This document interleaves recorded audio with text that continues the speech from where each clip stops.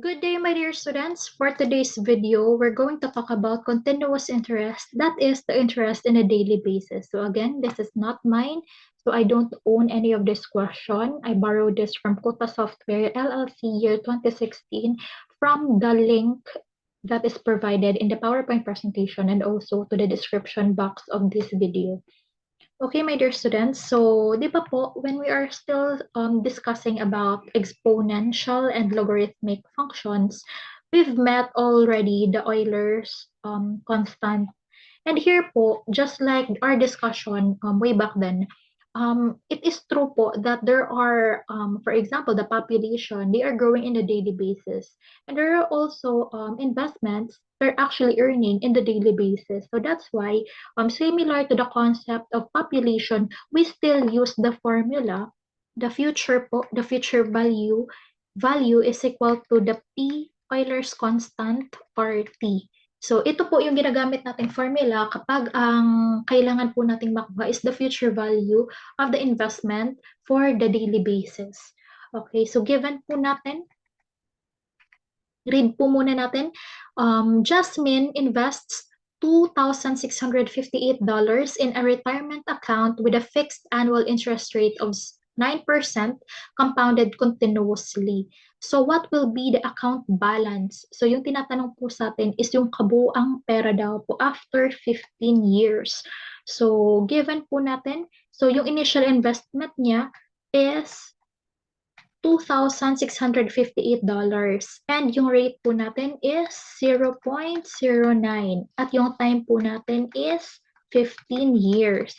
Ngayon po yung tinatanong sa atin is the account balance or that is the future value. Future value is the principal plus the interest. Siya na po yung kabuuang pera na makukuha niya after 15 years. So that is F is equal to P Euler's constant or T. So that is 2,658 Euler's constant raised to the rate of 0.09 times 15. So using our calculators, that is 0.09 times 15. That is equal to 1.35. So F po is equal to 2,658 raised to or times the Euler constant raised to 1.35. Ngayon po, karamihan sa mga students ay naguguluhan pa kung saan makikita ang Euler's constant dito po sa may times 10 raised to x. So that is alpha. Euler's constant raised to 1.35.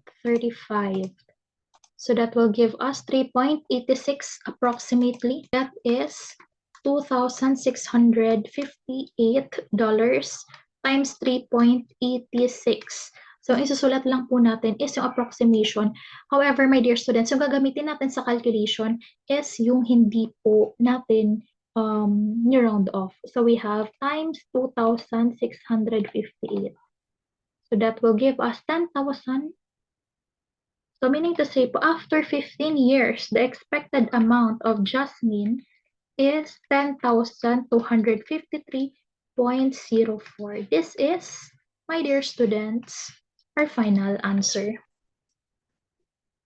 So how about this one? Maria invests 6,154 in a savings account with a fixed annual interest rate of 8% compounded continuously. What will be the account balance after 10 years? So almost similar again. I highly encourage that from time to time, you pause your video and try it on your own. So we have the given first. The given are Maria invests 6,154. So that is our principal. So we have $6,154 account with a fixed annual interest rate of 0.08.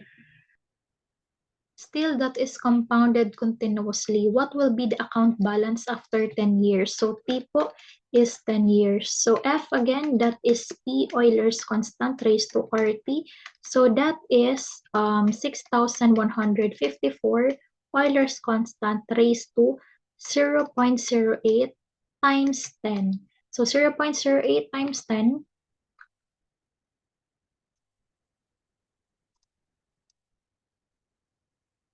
that is 0.8.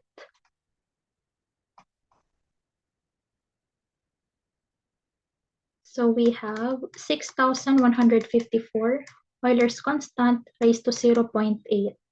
So Euler's constant po natin again.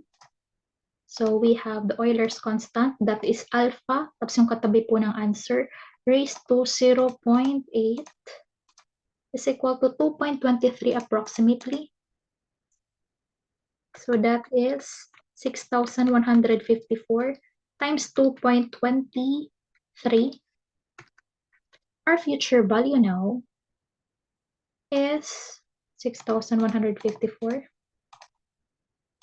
Our future value now is 13,695.98. Our future value is $13,695.98. So this is our final answer. For our third example, Anjali invests a sum of money in a retirement account with a fixed annual interest rate of 6.79% compounded continuously. After 20 years, the balance reaches $14,037.16. What was the amount of the initial investment? So, yung hinahanap po dito is the initial investment. At kapag sinabi po natin initial investment, ano nga po yun? That is correct. That is the principal. So, yung principal po ang pinapahanap sa atin. And meron po tayong future value, which is $14,037.16. And also the rate, which is 0.0679. And also the time, which is 20 years. Now remember po our formula is F is equal to P Euler's constant RT. So we need to divide both sides by E RT or the Euler's constant RT. So P po is equal to F over E RT. Ngayon po, di ba, we have this exponential rule na kapag gusto nating itaas, ito pong denominator, kailangan lang po nating in-negative exponent siya. So, is equal to F, ito pong buong ito, i-raise lang natin siya sa negative exponent para nandun na siya sa numerator. We have Euler's constant raised to negative RT. So, kahit alin po dito sa dalawa yung gamitin nyo, it will lead to the same answer. So, using our formula, we have P is equal to F, Euler's constant, negative RT. So we have $14,037.16 times the Euler's constant raised to the negative 0.075 or 0.0679 times the quantity of 20 years. Our calculators, Euler's constant raised to negative times 0.0679 times 20. That will give us 0.26 approximately. We have $14 or $14,037.16 times 0.26. So, i-multiply pa po natin siya by $14,000, 34 or 37.16. So that will give us a principal of 3,610.00 as our principal amount. So that is our final answer. So how about this one? John invests a sum of money in a retirement account with a fixed annual interest rate of 0.63%. So we have the rate of 0.0263 compounded continuously after 15 years. So that is the time. After 15 years, the balance reaches 1,912.41. So, ibig sabihin po, this is the future value kasi po after 15 years pa mangyayari. So, that is 1,912.41. So, what was the amount of the initial investment? Initial investment, that is the principal. So, si principal pong pinapahanap. And we have the formula of F, Euler's constant raised to negative RT. So, we have $1,912.41 times the Euler's constant raised to negative 0.0263 times the time of 15 years.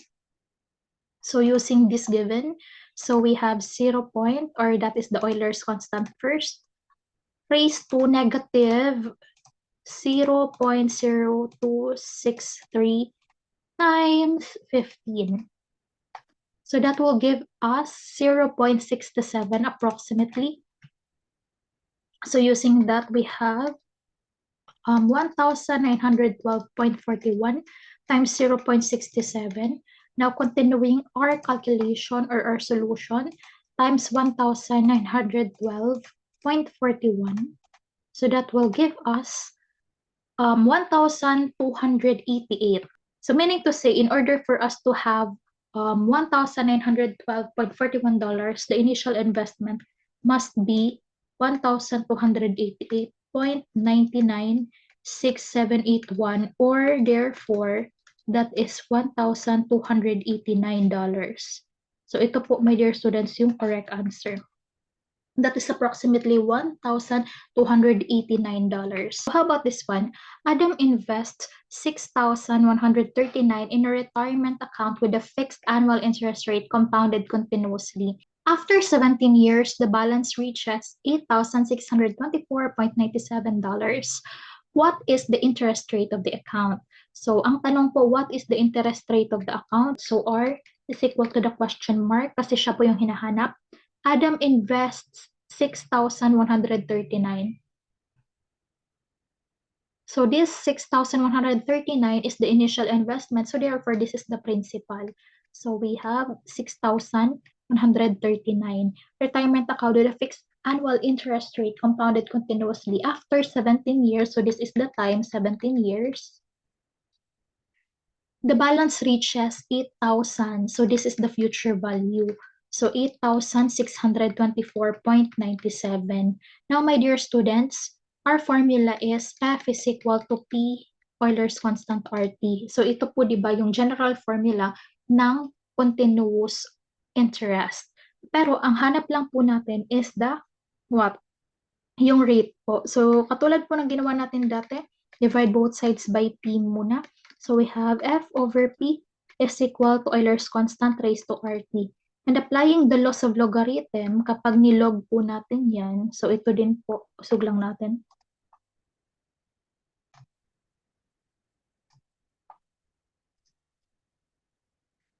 Kapag inilogarithm natin yan, ito pong nasa exponent, pwede po siyang mapunta doon sa unahan. So we have RT, the logarithm of the Euler's constant, logarithm of F over P.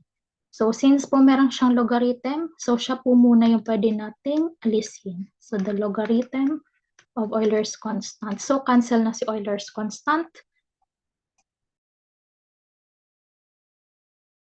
So that will give us the logarithm of F over P all over the logarithm of the Euler's constant is equal to RT. At since ang gusto lang po natin is sa rate, so divide both sides po ulit by the time.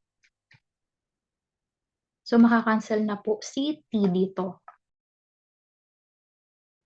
So the formula now of rate is equal to the logarithm of F over P all over the logarithm of the Euler's constant. Isa-solve po muna natin silang dalawa before we divide it with RT.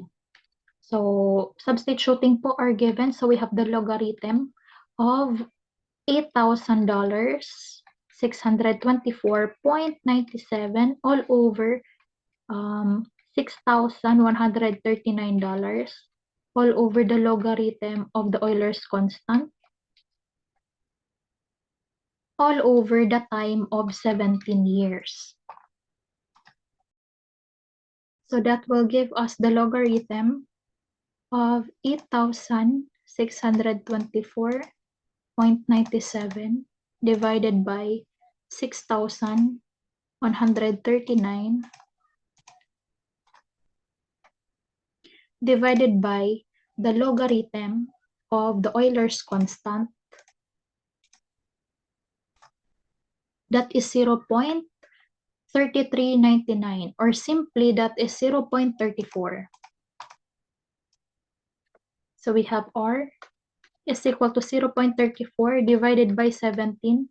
So our rate now, so dividing this by 17, our rate now is 0.19, or that is 0.02 approximately. So kapag pinag-approximate po natin, that is 0.02. So this is our rate.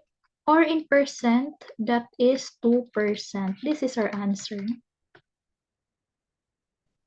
Now, how about this problem? Elma invests $8,589. So that is her initial investment. So that means this is the principal.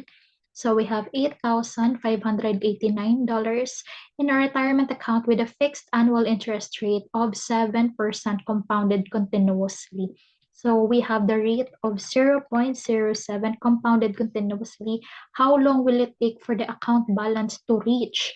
So we have the future value of $21 or $21,000, 337.85. So, yung pinapahanap po sa atin is how long. Kung kanina po that is the rate, this time we're going to look for the time. So we have again F is equal to P, Euler's constant RT. So again, divide both sides by P. So that is F over P is equal to the Euler's constant RT. So since nga, di ba, our time is in the exponent, para ibaba siya, we need to find the logarithm of the both of this. So we have the logarithm of F over P is equal to the logarithm of the Euler's constant RT. At dahil naka-logarithm na sila, using the power rule of the logarithm, we have RT, the logarithm of the Euler's constant, the logarithm of F over P.